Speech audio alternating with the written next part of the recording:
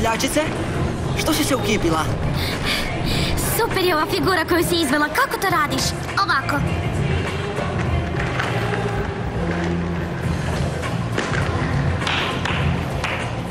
Jako dobro. Želiš li probati? Da, naravno, rado. Nemoj mi reći da se Luna boji da će pasti na pod. Mateo, ne budi zao prema Lunici. Jadnica, ona tek uči plesati na rolama. Ne bojim se. Samo mi još ne idu figure. Mislim da se ne bih trebala prijaviti na ovo natjecanje. Nisam znala da ćeš se prijaviti. Da, ali se još nisam odlučila. Ne želim te razočarati, no svi koji ćemo sudjelovati rolamo već dugo. Dobro, okej. Pa svi se mogu prijaviti. Da, naravno.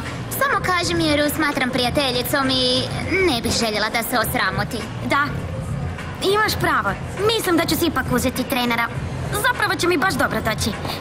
Mogla bi joj pomoći, zar ne? Da, naravno. Rado ću ti pomoći. Poznajem puno odličnih rolera koji bi ti sigurno rado podučavali.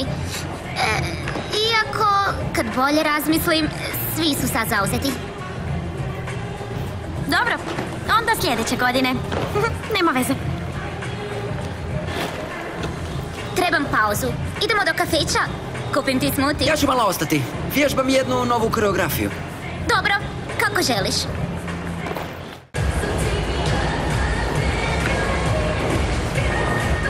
Čuj, tako to nećeš izvesti. Nije ti ovo dostava, znaš. Sad ću ti objasniti. Osloni se na kočnicu. Savi se u koljenima i onda se odgurni u zrak s obje noge.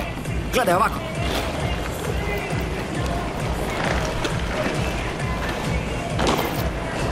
I? Ajde, pokaži mi. Dobro.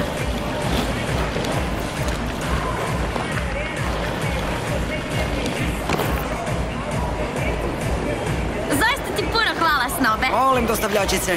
Pa nisam bez razloga kralj rolanja. Naravno, zaboravila sam. Ne pričaš o ničem drugom. Gle, sad mi treba prostora, kužiš, moram vježbati sama. I uskratit ćeš si čast biti u mom društvu?